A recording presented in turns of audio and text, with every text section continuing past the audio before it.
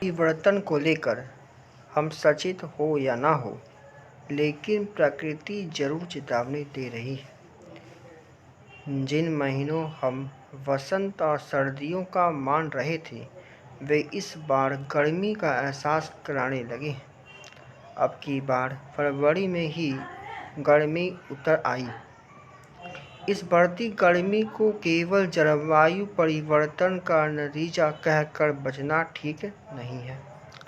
इसके पीछे कहीं न कहीं विज्ञान को भी कटघरे में खड़ा करते हैं, जो पक्के सबूत के अभाव में महज चंद बिंदुओं पर बदलते मौसम का ठिकरा जलवायु परिवर्तन जैसे चुनिंदा कारकों और कारणों पर फूटता रहा। इस साल फरवरी 146 वर्षों बाद सबसे गर्म थी, मगर वह कौन बताएगा कि 1870 या 1901 में इतनी गर्मी क्यों पड़ी थी। उस समय बड़ी गर्मी के ना तो ग्लोबल वार्मिंग थी और ना ही प्रदूषण की वजह बताया जा सकता है। चंद हफ्ते पहले एकाएक आंकड़ा डराता है कि गुजरात के भुज में इसी 16 फरवरी को पारा 40 डिग्री सेल्सियस के पार चला गया। लू के चलने की स्थिति बन गई। इसके चलते मौसम विभाग ने चेतावनी दे डाली तो स्वास्थ्य विभाग ने सतर्कता की हिदायत दे डाली। अमूमन जब पारा 45 डिग्री सेल्सियस पार करता है तभी लू चलती है। यहाँ तब के हिसाब से उस स्थान का तापमान वहाँ के तापमान से 4.5 डिग्री सेल्सियस अधिक होता है।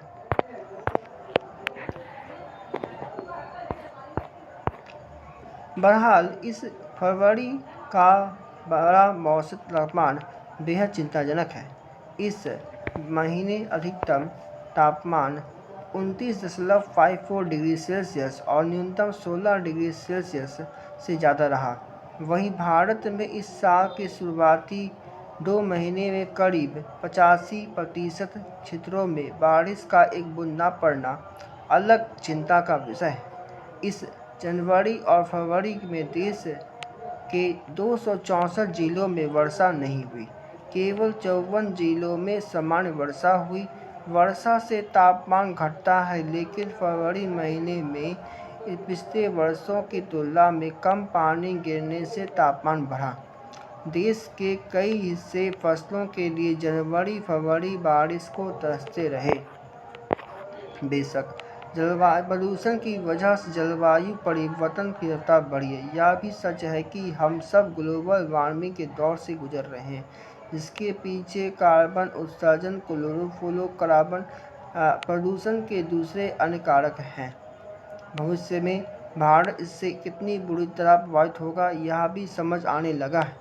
भारतीय पृथ्वी विज्ञान मंत्रालय की जून 2020 में जलवायु परिवर्तन पर आई रिपोर्ट में कहा गया है कि 1986 से 2015 के बीच गर्म दिनों का तापमान 0.63 डिग्री सेल्सियस और सर्द रातों का तापमान 0.4 डिग्री सेल्सियस तक बढ़ा है। इसमें यह भी अनुमान लगाया गया है कि अगर वही रुझान आगे भी बना रहा तो 2100 तक गर्म दिनों की तापमान 4.7 और सर्द रातों का तापमान 5.5 डिग्री सेल्सियस तक बढ़ जाएगा। यानी तब गर्मी दिनों की संख्या 55% तक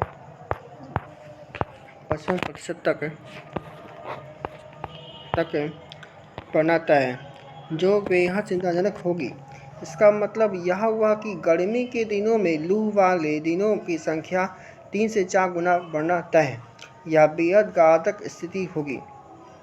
भारत में कुछ वर्षों का औसत तापमान सामान्य से ज़्यादा रहा है। यह 0.51 डिग्री सेल्सियस ज़्यादा रहा।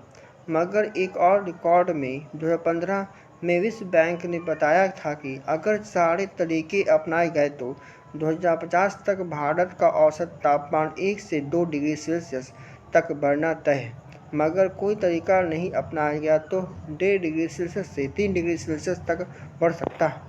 इन स्थितियों में के मूल्य में कम बारिश भी बड़ा कारण है।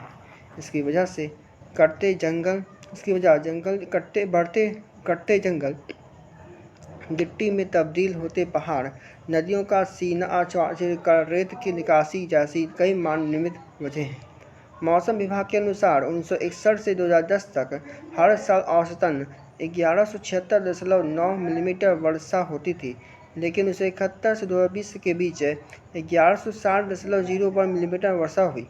ये नए आंकड़ों के अनुसार देश में होने वाली सामान्य वार्षिक वर्षा की माप में भी 16.18 मिलीमीटर की कमी आई है। इस कमी को मौसम विभाग देश में बारिश के सूखे और नम युगों को एक प्राकृतिक बहुदशकीय युग परिवर्तनशीलता मानता है, जिससे वर्तमान में दक्षिण पश्चिम मानसून शुष्क युग में से गुजर रहा है। इसकी शुरुआती 1971 से 1980 के दशक में हुई। इसके आगे 2021 से 2030 के दर्श रखने की उम्मीद है और इसके बाद 2021 से 2040 के दशक से दक्षिण पश्चिम नम युग की प्रवेश करेगा।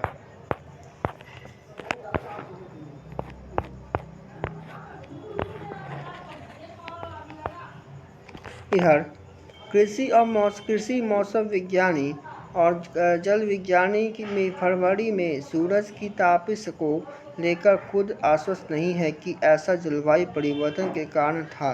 भारत में बीते वर्ष कई आश्चर्यजनक स्थितियाँ देखी गई हैं। इधर कई शोध दलों ने उन एशियाई महानगरों को लेकर चिंता जताई है कि 2100 तक जबरदस्त जल जोखिमों की दर में है। इनमें चेन्नई, कोलकाता, यांगून, बैंकॉक, चिमिना सिटी और मनीला शामिल है। यह तो पता है कि समुद्र की तापमान बढ़ने से इसका जल स्तर बढ़ता है, मगर समुद्र में समा जाएगा। जो कुछ ऐसे शहर भी हैं जो सहस्रों से भरे हैं। उनमें मिस्र का एक प्राचीन शहर हेरास्लोइन और जो 1200 साल पहले डूब गया था। अलेक्जेंड्रिया जो मिस्र में है, जो 1500 साल पहले डूब गया था।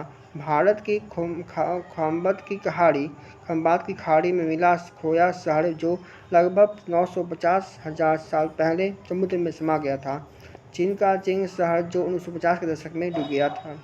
विश्व मौसम विज्ञान की ताज़ा बयान है कि असामान्य रूप से बने रहे और लंबे समय तक चले ला नीना के लगातार 3 वर्षों के बाद अल नीना के विकसित होने से दुनिया के विभिन्न हिस्सों का अब तापमान और वर्षा प्रभावित होगी।